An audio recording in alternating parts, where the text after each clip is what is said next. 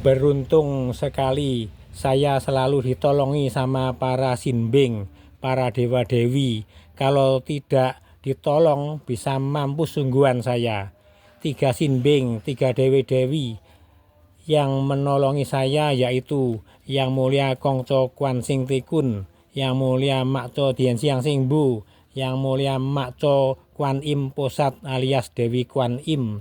Berkali-kali saya disantet sehingga mengalami kondisi tubuh yang tidak wajar, seperti kepala tiba-tiba pusing, dan pusingnya itu aneh, tapi yang paling sering itu menghantam bagian perut tanpa sebab.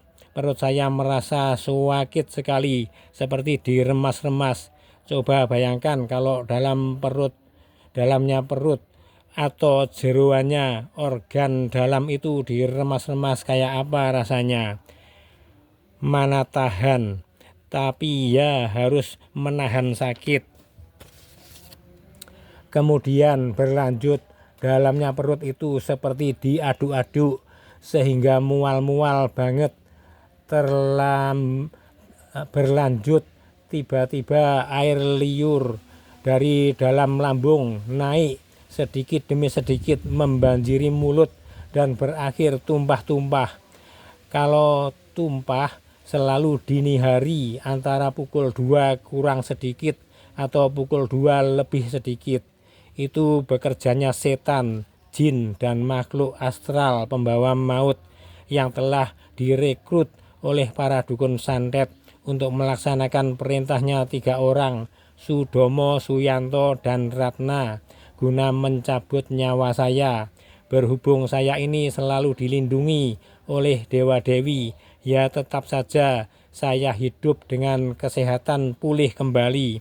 Setelah usai mengalami penderitaan seperti itu, lalu saya komunikasikan kepada Yang Mulia Kongco Kwan Kong alias Kongco Kwan Sing Tikun.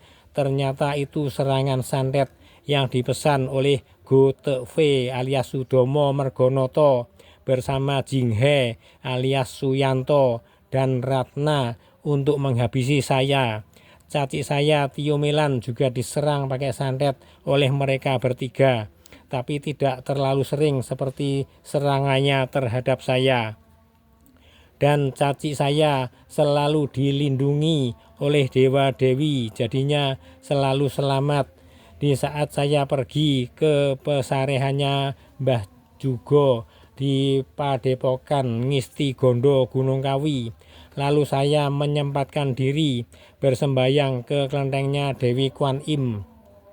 Waktu itu tanggal 19 Desember 2024, di depan altarnya Dewi Kwan Im itulah saya diberitahu sama Makco Kwan Im Posat kalau Sudomo, Suyanto, dan Ratna, 3 orang ini bersepakat akan menghabisi saya, Marjoko alias Tio Ing Hin, dan caci saya Tio Melan dengan menggunakan ilmu hitam atau santet.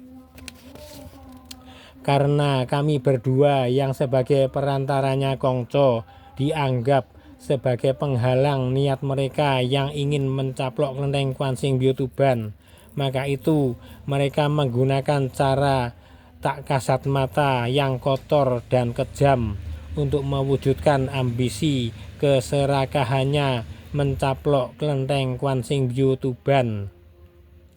Dewi Kwan Im Posat yang menyuruh saya membongkar semua ini. Letaknya kelenteng Dewi Kwan Im satu lokasi dengan pesareannya Mbah Jugo, yaitu di Jalan Pesarean, Desa Sumbersari, Wonosari, Kecamatan Wonosari, Kabupaten Malang, Jawa Timur. Kalau Sudomo, Suyanto, dan Ratna tidak terima dengan pernyataan Dewi Kwan Im Posat yang saya suarakan ini, tentu ada cara yang paling tepat untuk mengusutnya. Jangan menggunakan jalur hukum. Para penegak hukum tidak akan bisa menghadirkan Sang Dewi Kwan Im. Tapi para penegak hukum kalau mau bisa ikut serta mengawal proses hukum yang berlangsung nanti. Dalam hal ini Dewi Kwan Im pasti akan memilih seorang pejinsim yang bisa diterima oleh semua pihak. Mau tahu siapa dia? Tidak lain adalah Wali Kota Singkawang, Ibu Chai Cui-mi, yang telah di ACC sama Kongco Kwan Sing Tekun juga. Karena beliau ini sangat menghormati dewa-dewi dan juga kenal dekat dengan Go Te-ve Sudomo Mergonoto itu. Justru saya sendiri belum kenal sama Ibu Wali Kota Singkawang. Namun demikian, saya Tio Ing Hin Marjoko benar-benar suka menunjuk beliau menjadi hakim dadakan, ujuk-ujuk dijadikan hakim dan tidak akan bisa diintervensi oleh pihak manapun. Dan saya jamin dalam waktu singkat atau paling lama kurang dari 1 jam, Ibu Wali Kota Singkawang sudah berhasil mendapatkan jawaban dari Sang Dewi Kwan Im bahwa Dewi Kwan Im memang menugaskan Tio Ing Hin untuk membongkar kejahatannya 3 orang tersebut, yaitu Sudomo Mergonoto, Suyanto, dan Ratna yang sering menyanteti Tio Ing Hin. Bahkan kakak saya yang bernama Tio Melan juga disanteti, tapi tidak sesering menyanteti Tio Ing Hin. Lah, kalau sudah begini kan beres masalahnya, selesai. Dan ketiga orang tersebut harus segera melepaskan dan meninggalkan kelenteng Kwan Sing Byo. Jangan terus menancapkan akar kekuasaan yang semakin hari semakin menguat akarnya. Bayangkan saja kalau kasus ini diselesaikan melalui jalur hukum, saya pasti dikalahkan karena jalur hukum sudah ada rumusan bakunya. Bung Ahok alias Basuki Cahayapurnama sudah hafal banget sama rumusnya jalur hukum. Kata beliau, jangan melawan orang kaya, pasti kalah. Orang kaya jangan melawan pejabat, pasti kalah.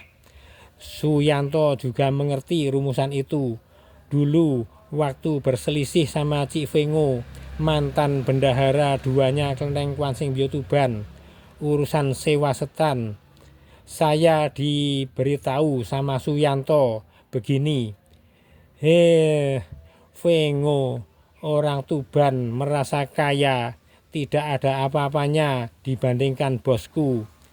Kemarin dulu konflik sama Ratna, dia takut sama Ratna, tangannya Ratna diputar-putar sampai berbunyi wus, wus, wus. Fengonya lari, terus diusir sama security sekali.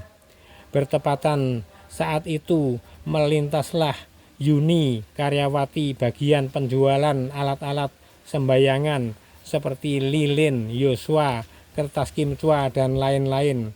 Malah dimanfaatkan sama Suyanto. Langsung ditanyalah si Yuni begini,